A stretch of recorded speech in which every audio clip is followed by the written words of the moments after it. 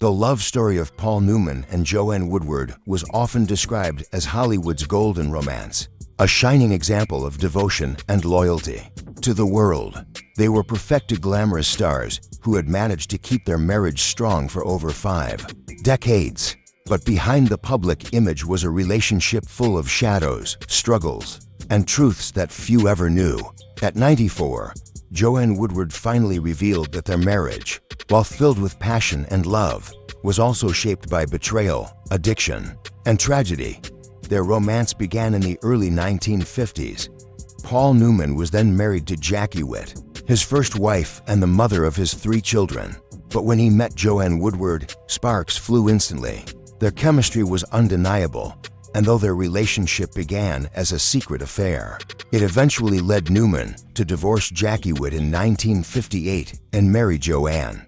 Hollywood celebrated the couple as icons, yet the shadow of guilt never left Newman.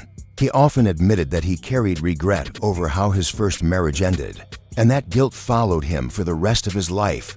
While the world adored them, Newman was battling a hidden demon: alcohol.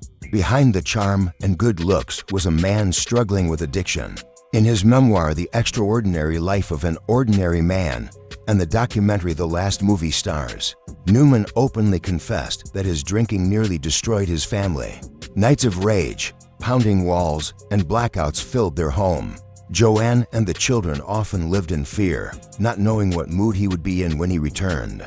The marriage at times stood on the brink of collapse. Determined to save her family, Joanne made a drastic move.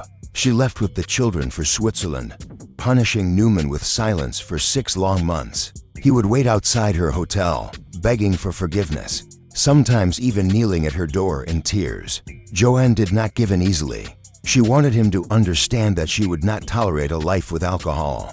That painful chapter became a turning point for Newman, who eventually chose sobriety. Still, the scars of those years lingered. Passion, however, was one force that held them together. Their intimacy was legendary. Friends often joked about their fiery connection, and Joanne herself admitted that they could spend entire days locked in each other's arms. Newman even built a secret room in their mansion that Joanne nicknamed the F-Hut.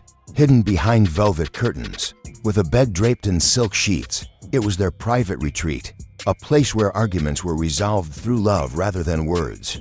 Joanne would later say that without that room, their marriage might not have survived. But not all shadows could be healed with passion. Newman carried deep scars from his childhood, shaped by his father, Arthur Sigmund Newman Sr., a man who drank heavily and rarely showed affection. His father's harsh words telling Paul he would never be anyone haunted him, even after he became a world-famous actor. Sadly, Newman repeated those mistakes with his own children. His relationship with his eldest son, Scott Newman, was especially difficult. They clashed often, and Newman's drinking created a distance that was never repaired. In 1978, tragedy struck when Scott Newman died of a drug overdose at just 28 years old. The loss devastated Paul. He collapsed in grief, admitting that he had failed his son as a father. That guilt never left him, and it became one of the greatest shadows in the love story that the public thought was perfect. Despite all these struggles, Paul Newman and Joanne Woodward remained together for over 50 years. Their marriage was not the flawless fairy tale that Hollywood wanted it to be, but rather a human story of love, mistakes, forgiveness, and endurance. Behind the fame and glamour, they were simply two people who fought for each other, even when it seemed impossible.